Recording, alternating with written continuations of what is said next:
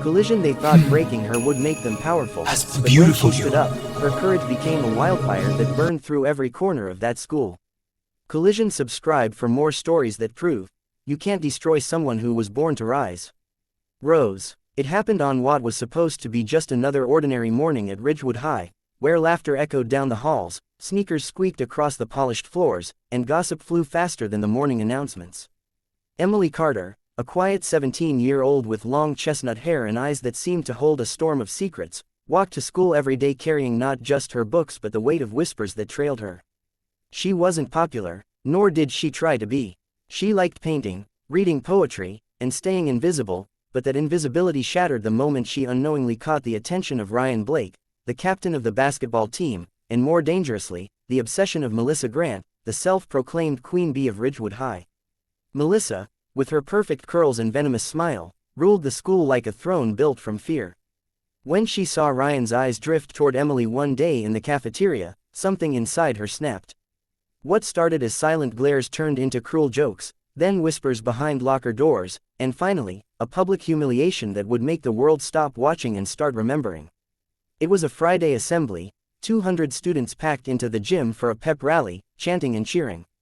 Emily had been asked to read her art club's donation announcement, nervous but proud. But as she walked onto the stage, Melissa and her friends had other plans. While Emily adjusted the mic, Melissa strutted up with a mocking grin, pretending to fix her hair, before suddenly slapping her across the face, loud enough to echo through the bleachers.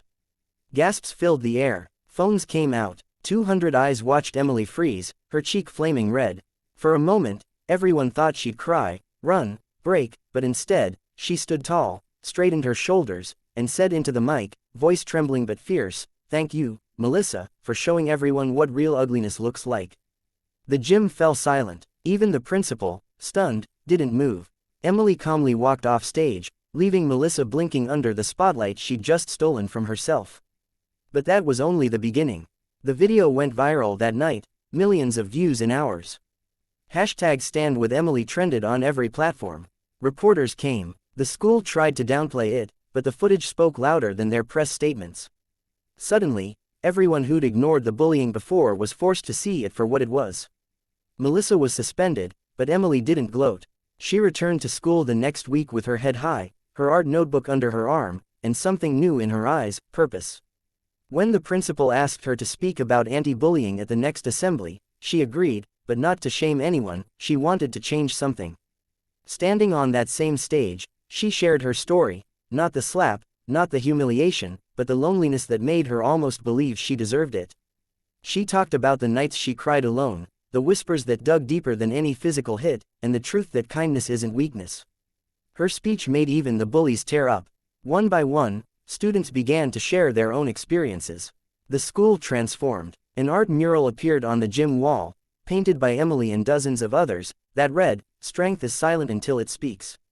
Her courage didn't just change her life, it rippled through every broken soul who'd ever been too afraid to fight back. But the twist came months later, when Melissa, now shunned and ashamed, reached out to Emily. Everyone expected anger, revenge, but Emily met her after school, listened, and learned that Melissa's cruelty came from a place of pain too, an abusive home, a desperate need for control. Instead of hatred, Emily offered forgiveness. The two of them, once enemies, began a campaign together called Project Rise, traveling to schools, sharing their story, helping victims and bullies alike find redemption. Ryan, who had once been silent in fear of losing popularity, apologized too, and joined their movement.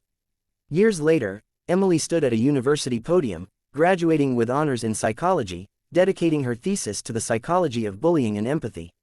The audience gave her a standing ovation, and as she looked out into the crowd, she saw Melissa cheering, tears in her eyes. That single slap, what was meant to break her, became the spark that set countless others free. Emily's story became a documentary, her name became a symbol, and Ridgewood High became known not for the cruelty that once ruled its halls, but for the strength that bloomed after. Because sometimes, it takes a single act of humiliation to awaken the kind of power that doesn't just rise, it heals, transforms, and forgives.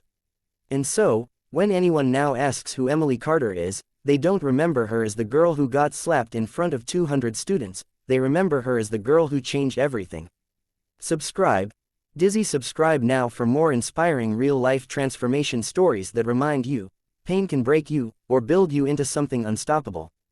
Dizzy.